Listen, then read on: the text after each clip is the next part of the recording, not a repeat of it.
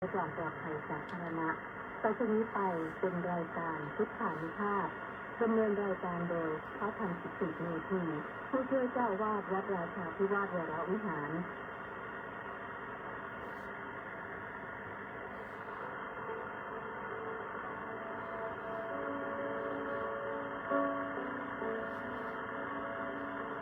ได้เวลามาฟังพุทธานุภาพเพื่อรักษาพุทธธรรมคำสั่งสอนเสริมมงคลให้ชีวิตก่อนหลับนอนและพักผ่อนสุขสบายกายใจเทิน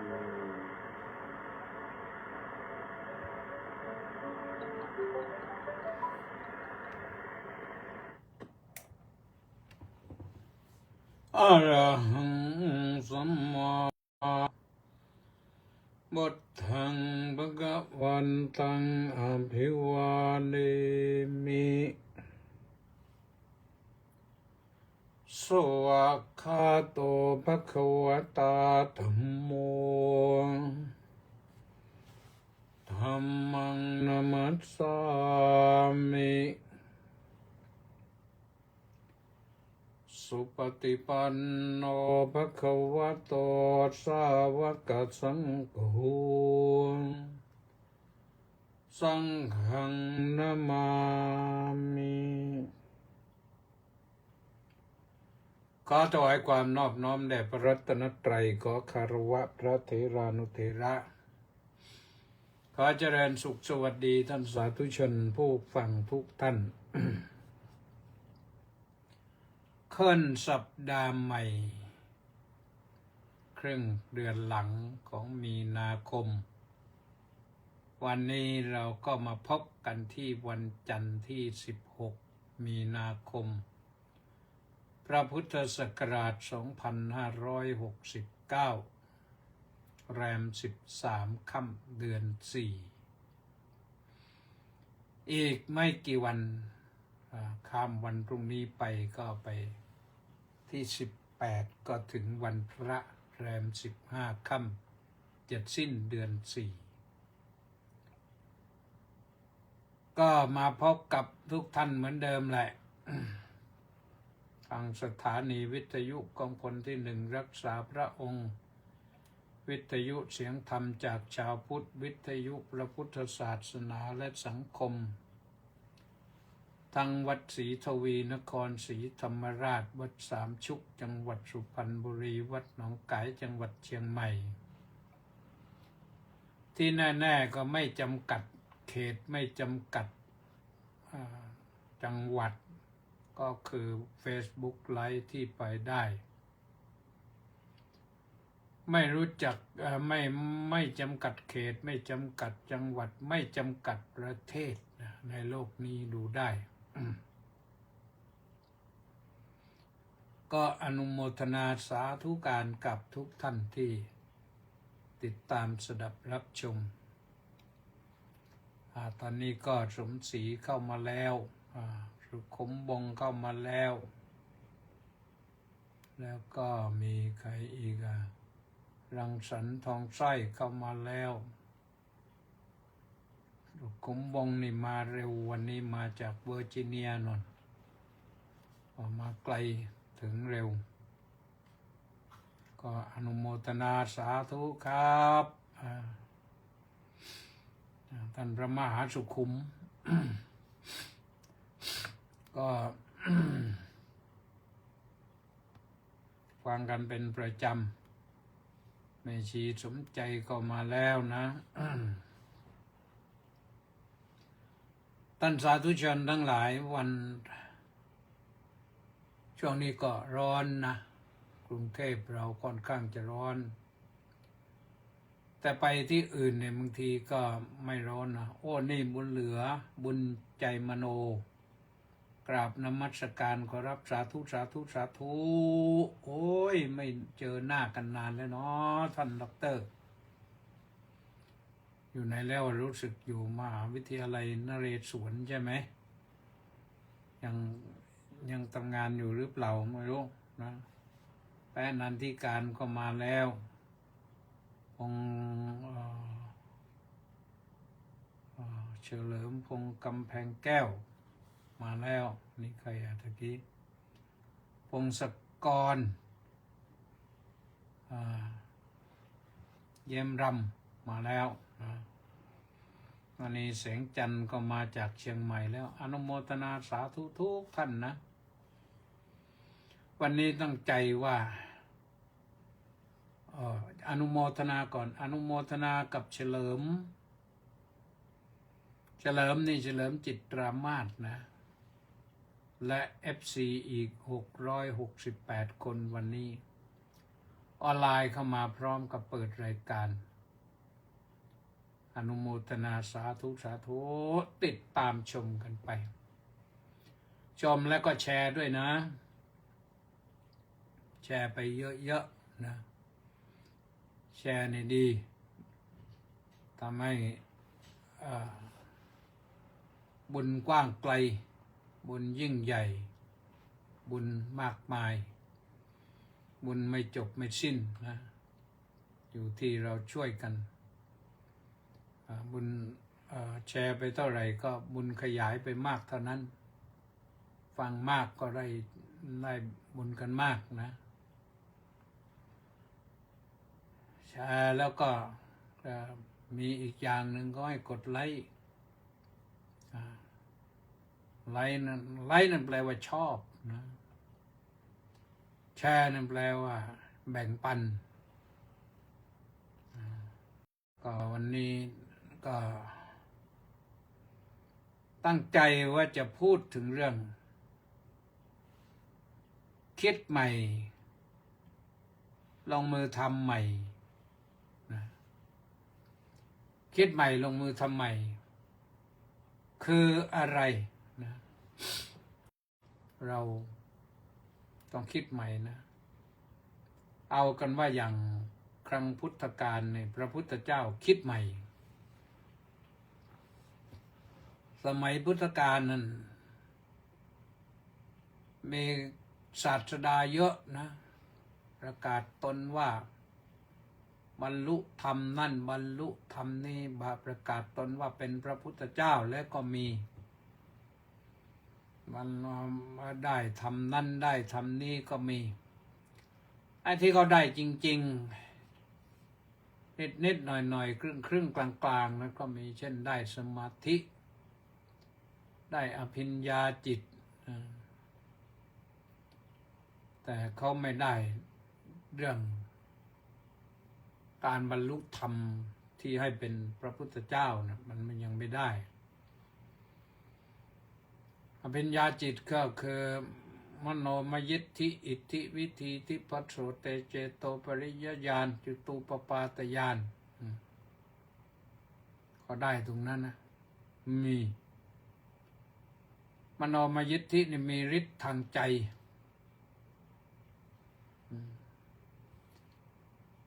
แสดงฤทธิ์ได้แปลงกายเป็นนั่นเป็นนี่ก็ได้อิทธิวิธีเนี่ยมโนมยิทธิมีฤทธิ์ทางใจนี่เหินเดินอากาศก็ได้นะอิทธิวิธีแสดงฤทธิ์ได้หลายๆอย่างจะแสดงเป็นควายฝูงก็ได้วัวฝูงก็ได้แสดงเป็นนกเป็น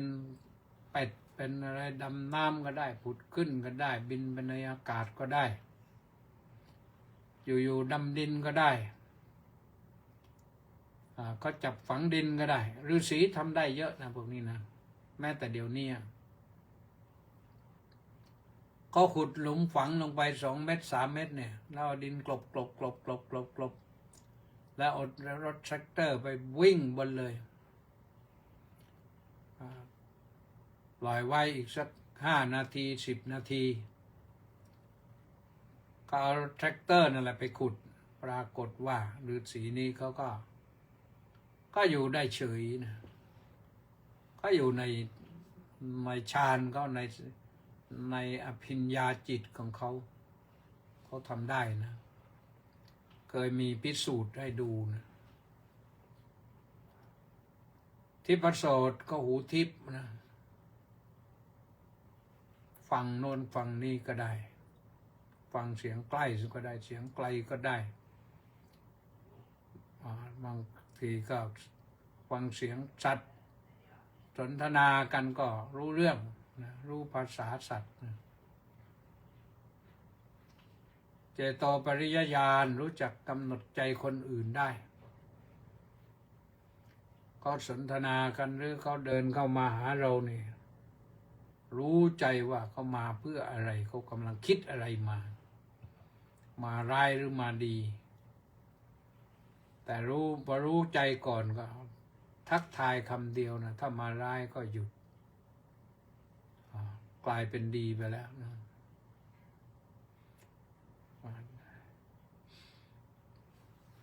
เจโตปริยญาณนี่สำคัญภาษาวิชาการที่เขามาใช้กันก็เรียกว่าปรวิชาญาณปรวิชาญาณก็คือรู้ใจคนอื่นอันนี้สำคัญกันนะเป็นเรื่องของอยู่ในขั้นโลกิยะนี่ไม่ใช่โลกุตระอะไรไม่ใช่เรื่องการบรรลุธรรมอยู่ที่การฝึกจิตนะฝึกจิตได้แต่ทีนี้วันนี้เนี่ยที่พูดถึงเรื่องคิดใหม่ลงมือทำใหม่เนี่ยมันไม่ใช่ไปชวนท่านทั้งหลายไปทำเรื่องสิ่งเหล่านั้นประเด็นแรกที่จะชวนคิดก็คือนำสิ่งเก่าๆมาคิดแล้วก็ทำใหม่เราทำอะไรมาทำแล้วทำเล่าจำครั้งแล้วครั้งเล่าเนี่ยทำกันมานา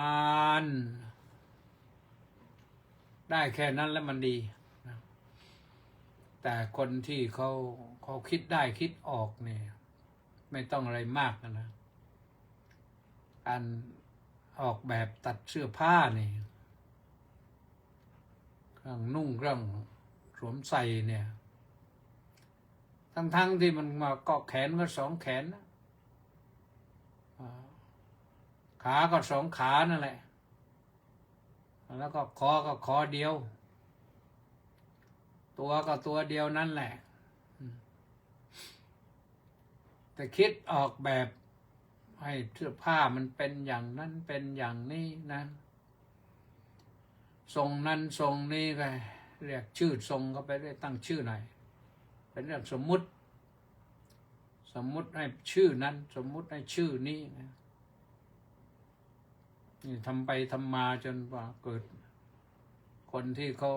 คิดเก่งและทำเก่งออกแบบเก่งกลายเป็นถ้าคนนั้นมีชื่อเสียงก็ผลิตขึ้นมาเขาเรียกว่าเป็นของแบรนด์เนมเป็นของแบรนด์เนมนี่ของแบรนด์เนมเนี่ยมันมีราคานะสูงกระเป๋าถือในใบตั้ง5-6 หมื่นนะนาฬิกานี่4-5 แสนเป็นล้านนาฬิกาข้อมือนี่เสื้อผ้าสวมใส่ก็เหมือนกันนะชุดนะเสื้อของอะไรเวอร์ซาเช่หรืออะไรเนี่ยกระเป๋าไม่รู้อะไรต่อไม่อะไรเขาใช้นะเกสก็มีนะเกสก็มีของแต่โน่นไปวางขายอยู่ในอเมริกานะที่เมืองไทยอาจจะวางขายอยู่แต่เราไม่ได้ไปเดินดูที่อเมริกานะเขาวางขายในซูเปอร์มาร์เก็ตธรรมดาใครเข้าก็ได้เราไปก็ต้องไปช็อปบ้างไปดูว่าเขาทำอะไรนี่สุขุมวงอยู่เวอร์จิเนียนี่คงจะมันไม่มีตลาดไม่มีตลาดแบบบ้านเราตลาดสดตลาดแห้งแบบบ้านเรามันไม่มีถ้าจะช็อปอะไรก็ต้องไปเข้านอนซูเปอร์มาร์เก็ตนั่นแหละ ยี่ห้ออะไรก็มียี่ห้ออีกนะซุปเปอร์มาร์เก็ตนะยี่ห้อนั้นยี่ห้อนี้ก็ว่าไป เพราะฉะนั้นเสื้อผ้านี่ที่เขามาออกแบบนะออกแบบได้อยู่เรื่อยนะพอออกแบบใหม่มาทำให้มันเป็นเรื่องเป็นราวขึ้นมาเนี่ยถ้าไม่คิดใหม่ละกี่ปีกี่ชาติก็ใส่อยู่อย่างนั้นสวมใส่อยู่อย่างนั้นซื้อมาชุดไหนมันก็เป็นอย่างนั้นนะมันก็ขายไม่ออกไม่ใช่เรื่องที่จะหยุดอยู่ตรงนั้นอันนี้ในตลาดในห้างนะก็ทำสินค้าอื่นๆก็เช่นเดียวกันนะแม้จะเป็นเครื่องไฟฟ้าเครื่องอะไรก็จะต้องออกแบบอะไรหน้าตาแปลกๆไปโทรทัศน์ในเมื่อก่อนก็เครื่องใหญ่โตหนักอึ้งเดี๋ยวนี้ก็จอแบนแล้วเห็นไหมคิดใหม่ทำไมเนี่ยคิดใหม่ทำไมมันก็ได้กลายเป็นจอแบนมาแล้วโทรศัพท์เมื่อก่อนต้องใช้สายเบอร์แต่ละเบอร์สมัยใช้เบอร์ไม่มีเบอร์นำพอมีเบอร์นำมาบ้านเราก็มี02ขึ้นมานะก็ใช้กันมานานมากแต่ว่าไอ้เครื่องที่ใช้นะผิดแปลกไปเครื่องสมัยโบราณแล้วก็มาเครื่องยุคดึงมันแล้วก็มากดหมุนวื้อทีหนึ่งเบ้อไปทีหนึ่งแล้วจนกระทั่งมาจิ้มมาจิ้ม1 2 3 4 5 6 7 8ก็ว่าไปก็ใช้ได้ก็คิดใหม่มันง่ายขึ้นสะดวกขึ้นดีขึ้นก็ถือว่าอย่างนั้นนะถือว่าดีขึ้นพัฒนามาเป็นโมบายโฟนมือถือทีนี้ไปริบลิ่วเลยจากเมื่อก่อนโทรศัพท์อะไร02ก็ต้องโทรศัพท์บ้านนะติดต่อองค์การโทรศัพท์นี่20,000เนี่ยปีหนึ่งไม่ได้ต้อง20,000 30,000เดี๋ยวนี้ก็ซื้อได้ทั่วไปแล้วในตลาดไปคลองถมยี่ห้ออะไรมีเยอะแยะเลยถ้าไม่ต้องการแบรนด์เนมนะถ้าแบรนด์เนมมันก็แพงหน่อยชื่อเสียงดังเรื่องซัมซุงเรื่อง iPhone อะไรอย่างนี้มันก็เจอก็ไปเป็นหมื่นหลายหมื่นเหมือนกันนะออกใหม่แต่เขาแม้กระนั้นเขาต้องออกใหม่เรื่อยนะเปลี่ยนโฉมเปลี่ยนหน้าเปลี่ยนเคสหรือเคสนะก็คือไอ้กล่องที่จะใส่โทรศัพท์ตกแล้วมันไม่แตกนะเคสของมันนะเฉพาะตัวนั้นก็2,000 3,000แล้วจะไม่มากไปกว่านั้นเนี่ยก็มีปากกามันอีกปากกาที่เขียนบนจอได้นะไม่ใช่น้อยเหมือนกันนะก็ต้องใช้คู่กับเครื่องนั่นนะ iPad iPhone นะก็ไม่ธรรมดาเหมือนกันนั่นเขาคิดใหม่ทำใหม่นะมันก็ได้มาเลยเขาเอาของเก่ามานะเอาของเก่ามาคิดทำใหม่เขาเรียกว่าต่อยอดคิดต่อยอดภาษาฝรั่งเขาเรียกว่า creative thinking คิดสร้างสรรค์คิดต่อยอดสร้างสรรค์ก็คือเพิ่มเติมเข้าไปคิดต่อยอดเข้าไปมันก็ได้ประโยชน์คนผู้บริโภคมาเห็นก็เอามันแปลกใหม่นะ นาคิดเรื่องนี้ก็ไปคิดถึงเรื่องว่า เราประเทศไทยเรานี่ไม่อัจฉริยะในเรื่องของการคิดเรื่องอิเล็กทรอนิกส์เรื่องยนต์อะไรเราอยู่แบบนั้นนี่คงจะตายไปไม่ได้เห็นรถยนต์ไทยสักคันนึงนะพอมาถึงขนาดนี้แล้วคาดหวังไม่ได้แล้วว่าคาดหวังมานานนะไม่ใช่เพิ่งคาดหวังมาตั้งแต่ประมาณพศ2530นิดๆคาดหวังว่าเห็นตอนนั้นรถมันติดมากแล้วนะคาดหวังว่าเราน่าจะมีรถยนต์สักคันที่เห็นก็มีตุ๊กนี่แหละคันหนึ่งถ้าเป็นแบบรถเก๋งเป็นแบบรถปิกอัพเป็นแบบรถ6 ล้อเป็นรถที่ก็เอาไปทำรถพุ่มพวงอะไรเงี้ยมันน่าจะมีคนไทยมีความรู้ความสามารถว่ากันจริงๆเราก็คุยม้อไปหน่อยนะว่าส่งรถยนต์ไปขายต่างประเทศเยอะแต่ว่ามันไม่ได้แบรนด์เนมของเรานะไม่รู้ของใครต่อของใครเพียงแต่ว่าเข้ามาตั้งโรงงานผลิตที่บ้านเราชื่อมันเป็นของเขาอยู่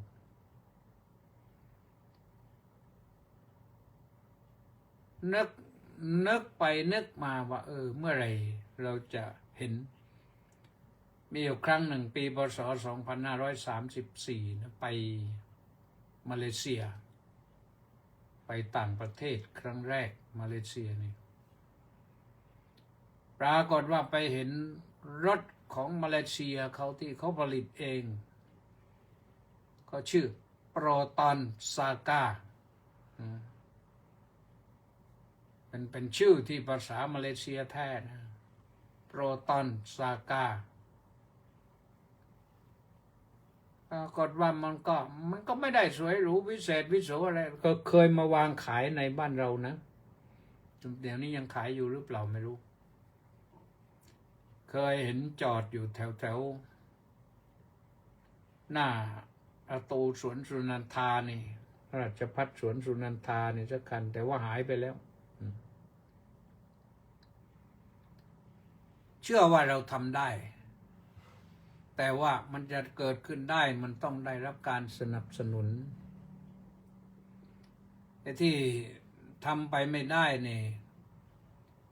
ที่เคยเห็นนะโทรทัศน์ธานินนี่วันนิยมมากนะแต่ว่ามันหายไปแล้วเนื่องจากไม่ได้รับการสนับสนุนที่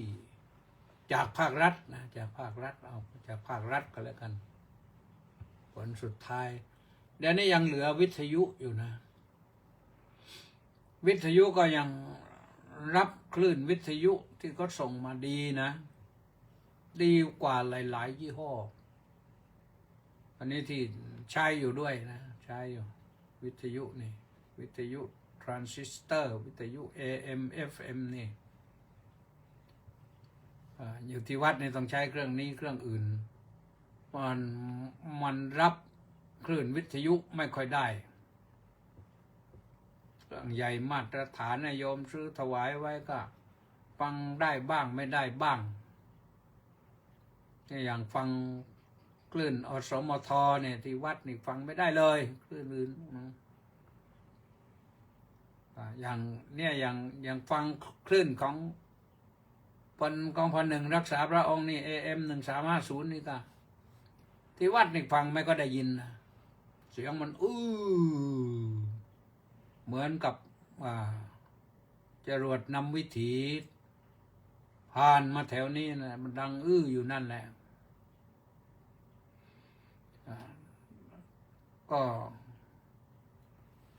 ก็ยังพอถูกไถไปได้นะแต่ว่ามันไม่ดีนะคิดอย่างไรคิดยังไงมันลงมาคิดทำใหม่สิ่งที่มันเก่าแล้วมาคิดทำใหม่ขึ้นมาเนี่ยมันทำไม่ได้นะ สิ่งที่เราทำมาแล้วซ้ำซากจำเจกี่ร้อยกี่ปีกี่ชั่วบรรพบุรุษก็ทำอย่างนั้นนะอาตมาก็คิดไปถึงเรื่องโน้นการทำนานะทำกี่ชาติก็ไม่รวยหรอกก่อนเป็นชาวนาเนี่ยไม่รวย ได้แค่นั้นนะไม่รู้จะว่าอย่างไรข้าวนะต้องกินเพราะเราเป็นคนกินข้าวแต่มานึกว่าทำไมเราบ้านเมืองเกษตรมีกระทรวงเกษตรใหญ่โตมีมหาวิทยาลัยเกษตรศาสตร์มีวิทยาลัยเกษตรทั่วทุกภูมิภาคแต่เราก็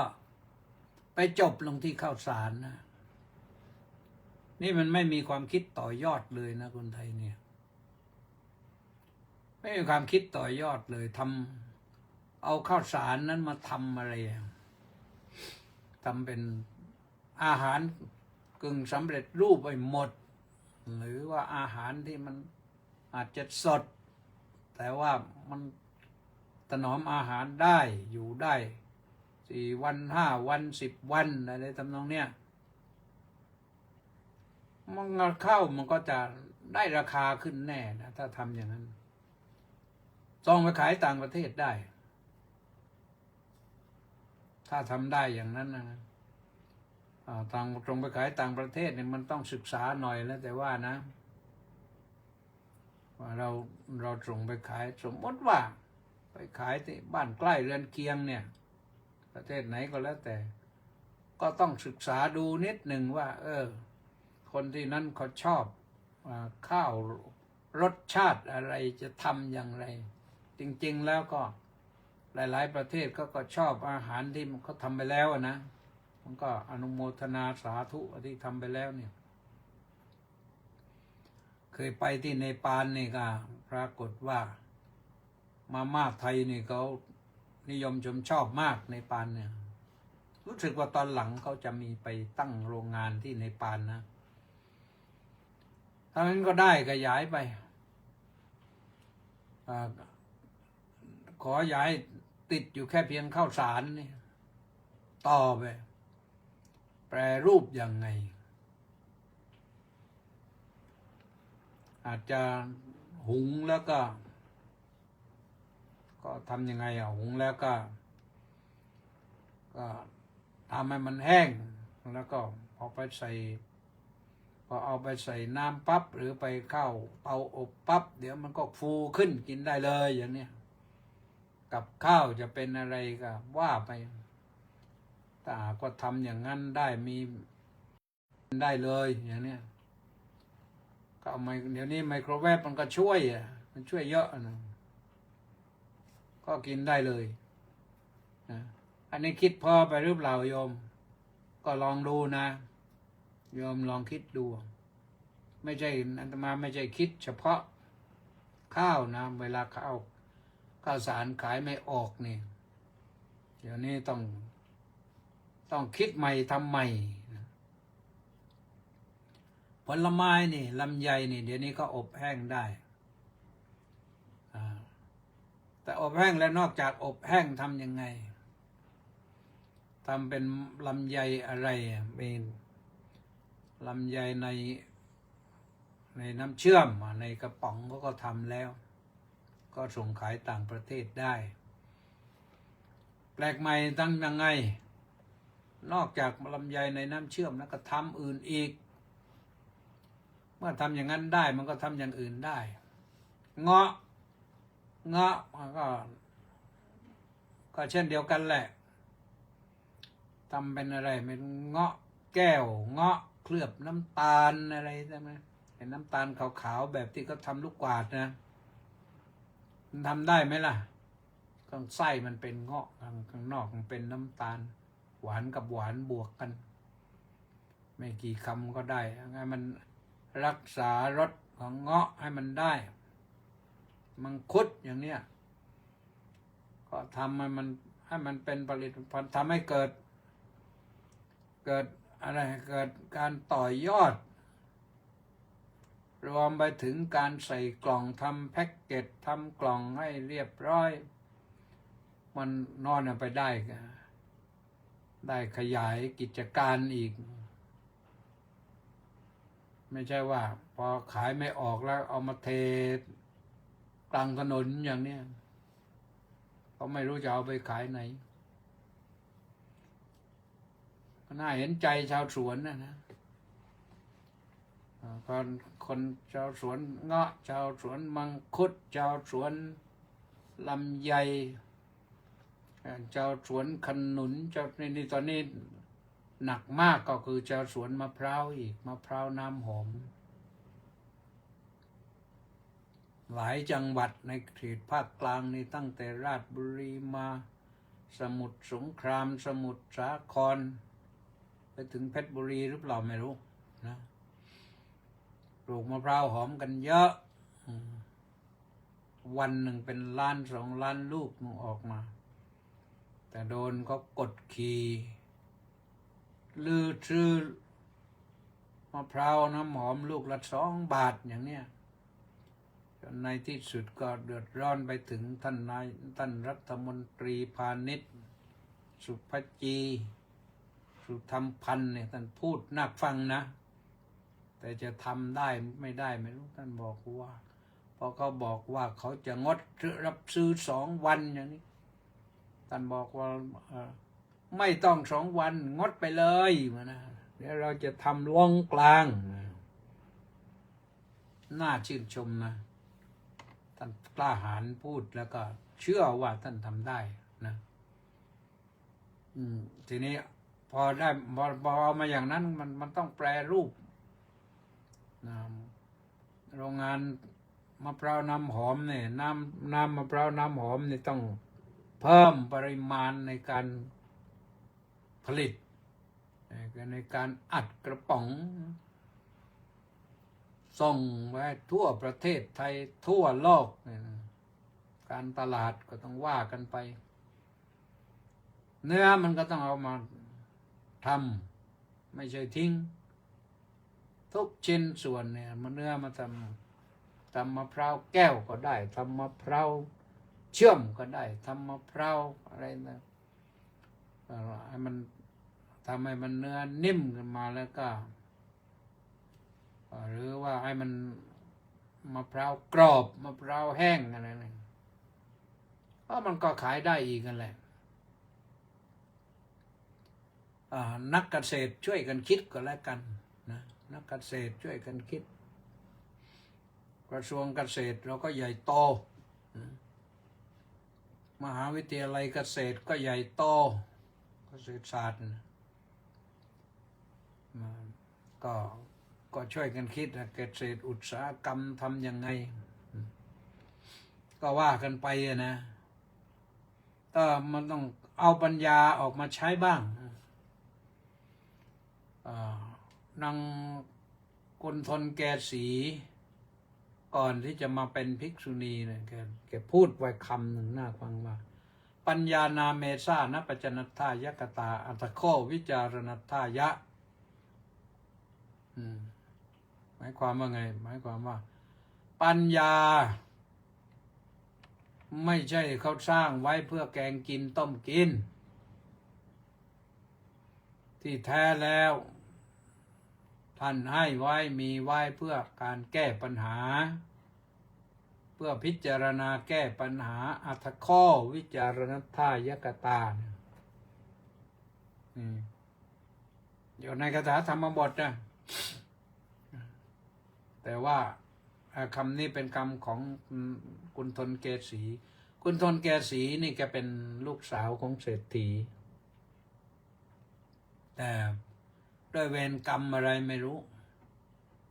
สมัยนั้นเขาแห่โจรที่ถูกจับได้นะจะพาไปสู่ตะแลงแกงที่ฆ่านะเห็นแล้วมันรักจดกระดูกดำนะความรักนี่มันสำคัญนางก็อายุ16-17ตรงนี้อย่างว่าวัยรุ่นอยากจะได้คนนี้มาเป็นผัวเป็นสามี อ้อนแม่อ้อนพ่อทำยังไงในที่สุดบอกพ่อว่าถ้าไม่ได้คนนี้มาทำผัวแล้วแกจะตายแน่กันนะขอตายดีกว่านะในที่สุดพ่อก็ไปทำทุจริตกรรมเรื่องนี้มันมีมาตั้งแต่ครั้งโบราณกาลนะเอาเงินไปฟาดหัวราชบุรุษบอกว่าเอาเปลี่ยนคนสมัยนี้เขาเลยเปลี่ยนกันไงขอให้เปลี่ยนคนก็เอาคนนี้ไปไหว้ที่บ้านไม่ต้องอธิบายเหตุผลแต่เอาคนอื่นขึ้นตะแลงไปสู่ตะแลงแกงไปฆ่ากันแล้วกันนางก็ได้แล้วก็มาอยู่กันที่บ้านมองนิ่มเป็นโจรก็อยู่ไปได้ไม่กี่วันหรอกเจ้านี่แกก็บอกปัญญาแกว่านี่ที่ฉันได้เธอมานี่นะฉันบนบานสารกล่าวไว้โน่นที่ภูเขาโน่นลูกโน่นภูเขานั่นก็เรียกโจรปปาตะมันมีเหวทิ้งโจรอยู่เลยภูเขาราชภูเขาคิชกูฏขึ้นไปด้านหลังเราขึ้นภูเขาคิชกูฏที่เมืองราชคฤห์นะถ้าเดินต่อไปจากภูเขาภูเขาคิชกูฏก็จะไปถึงภูเขาทิ้งโจรยอดสูงกว่าภูเขาคิชกูฏอีกหลายเท่าเคยจะขึ้นไปตำรวจก็ไม่ยอมให้ขึ้นพอเราถามว่ามันทำไมเรามาทางขึ้นได้นี่ไม่ใช่ได้ก็บอกว่าโอ้บาฮุตโจโรพันเต้บาฮุตโจโรโจรมากอย่าไปเลยอย่าโจรมากโจรเป็นผีไปแล้วที่จริงอะแต่เราก็ไม่ดื้อนะเลยปรากฏว่าเจ้านี่แกก็บอกปัญญาบอกว่าให้เธอแต่งตัวให้เต็มที่เลยวันนี้นะสร้อยมีเท่าไหร่ใส่ไปให้หมดประดับไปให้หมดทั้งเอวทั้งข้อมือข้อเท้าใส่จมูกใส่หูเอาไว้เต็มเลยเจ้าเราจะไปแก้บนกันที่โน้นแหละหน้าผาโน้นยาก็เชื่อนะรักผัวนี่แล้วก็ไปแล้วก็ไม่ใช่ไปธรรมดาจัดอาหารข้าวหวานไปใส่ถาดทองคำไปด้วยไปแก้บนก็พากันไปถึงโน่นไปถึงยอดเขาเขามีลานที่ข้างบนนะก็ลานสำหรับก่อนให้โจรที่เขาจะทิ้งปากเหวนั้นน่ะได้สารภาพทำอะไรก็ว่าไปในที่สุดเขาก็ไปกันถึงนั้นนะพอไปถึงเจ้านี่ก็นั่งคงจะซึมหน่อยแล้วในที่สุดก็บอกความในใจบอกว่าไม่ทำอย่างนี้เนี่ยนะฉันไม่ได้บนบานสารกล่าวอะไรหรอกแล้วเราก็ไม่ได้มาแก้บนอะไรหรอกเพราะว่าไม่ได้บนไว้แต่ความต้องการน่ะก็คือต้องการเครื่องประดับตกแต่งทองทั้งหลายที่ตัวเธอเนี่ยทั้งข้อมือข้อเท้ากำไลมือตุ้มหูตุ้มจมูกเนี่ยคนอินเดียก็ใส่เต็มมันนะเพราะฉะนั้นขอให้เธอปลดออกมาเดี๋ยวนี้แล้ววันนี้เป็นวันสุดท้ายแห่งชีวิตของเธอต้องตายวันนี้ฉันเอานี้แล้วจะฆ่าเธอแล้วก็จะไปนางก็อ้อนแล้วอ้อนอีกอ้อนเท่าไหร่โจรมันก็ไม่เชื่อหรอกนะแต่ในที่สุดก็เชื่อนั่นแหละนะแต่อ้อนด้วยมารยาของลูกสาวเศรษฐีนะของผู้หญิงเอาละถ้างั้นก็ยอมตายเพราะนางคิดหนักแล้วว่าถ้ากลับบ้านเนี่ยคนอินเดียสมัยนั้นน่ะเป็นไม้เนี่ยเขาไม่ครบยิ่งผู้หญิงสาวๆด้วยนะอายุ16-17อย่างเนี้ย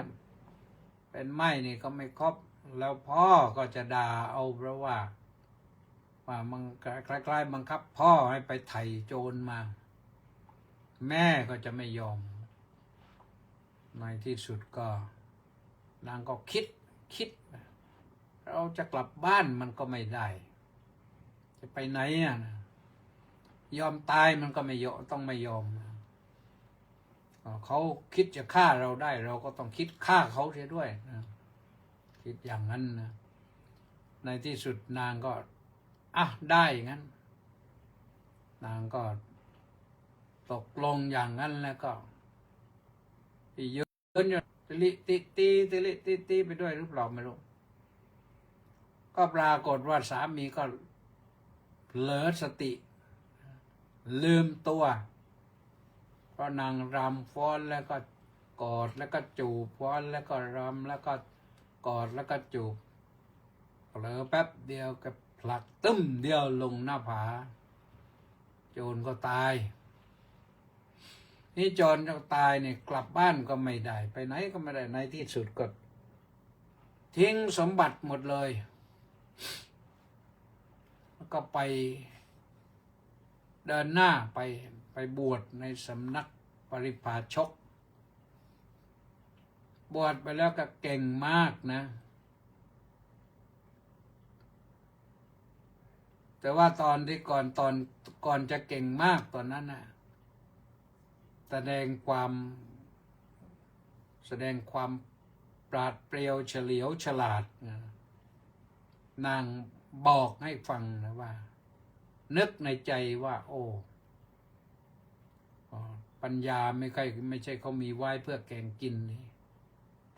ที่จริงเขามีไว้เพื่อแก้ปัญหาเนี่ยเราเจอปัญหาอย่างหนักแล้วมันต้องใช้ปัญญาแก้การใช้ปัญญาแก้ก็คือรำแล้วก็กอดแล้วก็จูบผัวโจรนะในที่สุดก็พอผัวเผลอกับปลักตุ้มเดียวไอ้โจรที่เลี้ยงไม่เชื่องนะอยู่เป็นลูกเขยเศรษฐีแล้วไม่เอาปลักตุ้มเดียวลงเหวตายในเหวนั้นนะแล้วนางก็ทิ้งสมบัติทั้งหมดไปบวชพอไปบวชแล้วเก่งมากนะมีความรู้ความสามารถเก่งมากโต้วาทะเนี่ยใครสู้ไม่ได้หรอกคนที่พูดเก่งๆอยู่ในปัจจุบันนี่ผู้หญิงในเมืองไทยนี่อาจจะสู้ไม่ได้ยกเว้นท่านรัฐมนตรีพาณิชย์นะท่านพูดเก่งมีความรู้ด้วยในที่สุดก็ไปเจอกับพระสารีบุตรเถระการไปโต้กับพระสารีบุตรเถระแกถามพระสารีบุตรเถระนี่ถามนั้นตอบได้ถามนี้ตอบได้ถามโน้นตอบได้หมดจนกระทั่งว่าพระสารีบุตรถามไม่มีอะไรจะถามแล้วเหรอก็ไม่มีแต่งั้นฉันจะถามน้องบ้างนะก็แม้จะเป็นต่างศาสนากันก็พูดกันด้วยความสุภาพท่านหลวงพี่จะถามเธอบ้างนะได้ค่ะพระสารีบุตรเลยถามคำเดียวแต่นั้นนะอะไรชื่อว่าหนึ่ง What is the one อันนี้อาตมาว่าเองนะกิ้งเอกะภาษาบาลีว่าอย่างนั้นนะผมนึกไม่ออกมันจะพูดอย่างไรจะตอบอย่างไรอะไรเป็นหนึ่งตอบไม่ได้พอตอบไม่ได้ก็จนทีนี้จะถามข้อที่สองก็ถามไม่ได้เพราะคำหนึ่งข้อแรกยังไม่ได้นี่จะไปถามข้อที่สองได้ไงเลยนางก็ขอร้องให้พระสารีบุตรช่วยตอบให้ช่วยแก้ปัญหาเนี่ยพระสารีบุตรก็บอกว่าโอ้อันนี้ไม่ได้อันนี้ต้องบอกให้แก่ผู้ที่บวชในศาสนาพุทธเท่านั้นน่ะผู้ที่ไม่บวชในศาสนาพุทธนี่ตอบไม่ได้บอกไม่ได้นางกุณฑลแกสีก็เลยยอมบวชเป็นภิกษุณี ราชคฤห์นะ แต่ไปบวชที่เชตวันนนที่สาวัตถีนนต้องไปบวชที่สาวัตถีนะพอบวชแล้วพระสารีบุตรก็ตอบให้ฟังก็รู้เรื่องหมดนะนักเรียนบาลีคงจะทราบดีแล้วคำตอบนะแต่ว่าบทสรุปก็คือกุณฑลเกษีนี่ต่อมาก็เป็นนักเทศที่เก่งนะเป็นกุณฑลเกษีเถรี เป็นนักเทศที่เก่งเพราะเป็นคนมีความเฉลียวฉลาดมาแล้วคิดได้หมดอ้าวนี่ก็ว่าไปนะเรามาคิดต่อยอดนะเรื่องผลไม้ที่พูดมานะคิดอย่างชาญฉลาดคิดต่อยอดของเก่าเนี่ยเครื่องใช้ไม้สอยที่มันของเก่านะพวกจอบพวกเสียมพวกมีดพวกปลาพวกอะไรก็แล้วแต่นะเครื่องมือเครื่องใช้นะคิดใหม่ได้ไหมเครื่องมือปอกสับปะรดเครื่องมือปอกขนุนเครื่องมือปอกทุเรียนเครื่องมือปอกมังคุดเครื่องมือปอกเงาะนี่มันทำให้มันเห็นได้เด็กได้เห็นบ้างไหมทำให้มันง่ายๆยังไงเคยเห็นนะเคยเห็นของรู้สึกว่าจีนเขาซื้อทุเรียนเราไปแต่ว่าเขาไปคิดเครื่องปอกทุเรียนได้ดีแล้วนะก็ดีกว่าของเราแล้วไม่รู้เราไปซื้อเครื่องมือจีนมาทำได้ยังเนี่ยนี่แหละท่านสาธุชนทั้งหลายเรื่องคิดต่อยอดนะคิดต่อจากสิ่งที่เคยเห็นเคยได้ยินเคยได้ฟังมาคิดไปสิเคยได้เห็นเขาทำอย่างนั้นเวลาเราไปเที่ยวไปอะไรไปทัศนศึกษาไปเห็นของใหม่ๆแปลกๆเราไปก๊อปปี้ของเขาไม่ได้ต้องตัดซื้อมาได้แต่ว่าเราต้องมาออกแบบใหม่ใช้เป็นสินค้าของเรามันก็ทำได้นะเราคิดแปรรูปจากรูปเก่าเป็นรูปใหม่ได้ไหมล่ะนะแปรรูปของเก่าที่มันรูปเดิมๆเรามาทำเป็นรูปใหม่ขึ้นมาได้ไหมจากเดิมมันเป็นรูปจิ้งจกทำให้เป็นรูปตุ๊กแกขึ้นมาได้ไหมล่ะ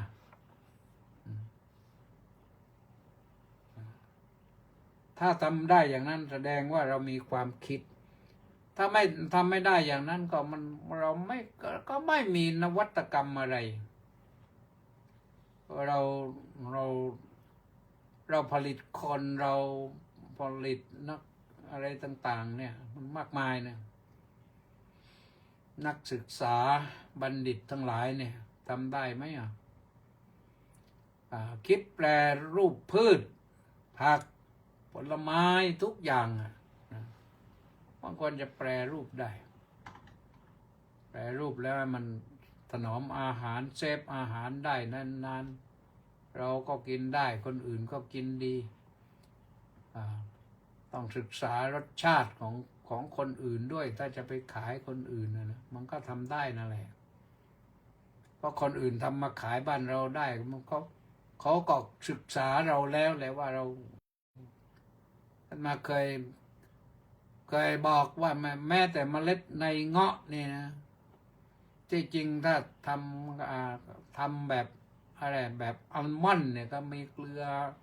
คั่วเกลือมาเค็มๆเนี่ยเมล็ดเงาะนี่มันนะอร่อยนะใครเคยลองเคี้ยวดูบ้างลองดูสิถ้าเอาเมล็ดเงาะมาทำอย่างนี้มันก็นี่ไม่ได้ก็ขายได้ขึ้นมาอีกนะต่อไปเมล็ดเงาะนี่ต้องแย่งกันแหละนะอันนี้ก็ฝากไว้ท่านสาธุชนทั้งหลายในเชิงปฏิบัติธรรมนั้นเราก็ที่เราปฏิบัติแบบเก่าถ้ามันไม่ได้เราก็มาปฏิบัติแบบใหม่กรรมฐานใช้อาร อนุสติไม่ได้ก็ย้ายมาใช้กสิณจะย้ายกสิณไม่ได้ก็มาใช้อสุภะนะมันก็ได้นะมันได้ทุกอย่างมันทำให้เราได้เปลี่ยนอารมณ์ก็เรียกท่านให้เปลี่ยนอารมณ์กรรมฐาน อันนี้แหละกรรมฐานก็จะได้เจริญก้าวหน้า จิตก็จะได้สงบน้ำมันแพงก็จะไม่เกิดสับสนวุ่นวายนะก็อยู่สบายเอาล่ะท่านสาธุชนทั้งหลายเวลาก็จะหมดแล้วนะก็เอาเท่านี้อ่านใหม่สุขขมบองนะรังสรรค์ทองสร้อยน้อมกราบนมัสการถวายความเคารพพระเดชพระคุณท่านเจ้าคุณด้วยความเคารพอย่างสูงครับน้อมกราบนมัสการสาธุสาธุสาธุครับสาธุสมศรีลักษณะบิราชสาธุสุขมวงนั้นบอกว่าขอน้อมกราบถวายความเคารพพระเดชพระคุณเป็นอย่างสูงครับสมศรีก็บอกว่าน้อมกราบนมัสการสาธุสาธุสาธุเจ้าค่ะสาธุสาธุนะแม่ชีสมใจก็สาธุสาธุสาธุสาธุเจ้าค่ะสาธุมีแค่นี้บนเหลือใจมโนว่าไปแล้วตะเกียนะกราบนมัสการขอรับสุขสบายดีนะแป้นันทิการก็บอกว่าน้อมกราบนมัสการสาธุสาธุสาธุเจ้าค่ะสาธุพงศกรเยี่ยมรำกราบนมัสการพระเดชพระคุณหลวงพ่อครับสาธุเฉลิมพงศ์กำแพงแก้วกราบสาธุครับพระอาจารย์สาธุมณีแสงจันทร์ก็ว่าน้อมกราบนมัสการสาธุสาธุสาธุเจ้าค่ะสาธุต้าสิทธิมงคลนมัสการสาธุครับสาธุบุญเหลือใจมโนยังบอกว่ากล้าวกระผมอยู่ที่ประเทศจีนครับอันนี้ไปทำอะไรเมืองจีนไปไกลไปไกลสบายนะอนุโมทนาเคยไปมา4 ครั้งแล้วเมืองจีนเนี่ยสริตพงษ์แต่สะบำรุงสาธุครับพระอาจารย์สาธุมกโกนาโมเมสาธุวีรวิทย์ระฆังทองกราบนมัสการพระคุณเจ้าสาธุสาธุสาธุสาธุพระครูสังฆรักษ์วิโรจน์กิตติโกขอถวายความเคารพครับสาธุมีอีกไหมเกษราพรหมมาศขอกราบด้วยความเคารพเจ้าข้าท่านสาธุวันนี้พูดถึงอยู่เกษราพรหมมาศเนี่ยเจบูมาน้อมกราบอะไรล่ะนี่มันสาธุสาธุสาธุนะกราบหลายครั้งนะอนุโมทามิสาธุกำพลผู้มณีขอกราบนมัสการมาในวันที่16/03/2569นี้ด้วยความเคารพอย่างสูงครับพร้อมสาธุต้องใส่ราชโคตน้อมกราบนมัสการหลวงพ่อเจ้าคุณขอรับสาธุสาธุสาธุสาธุชูชาติซึ่งจิตเจริญกราบนมัสการท่านเจ้าคุณอาจารย์ด้วยความเคารพอย่างสูงสาธุประสานเรืองเดชกราบสาธุสาธุสิทธิ์สิ้นสุดที่ประสานเรื่องดิษนะกราบสาธุจบตอนนี้หมดเวลาพอดีเอาละก็ขอความสุขความสวัสดีความเจริญในธรรมของพระสัมมาสัมพุทธเจ้าจงมีแด่ทุกท่านพรุ่งนี้พบกันใหม่สวัสดี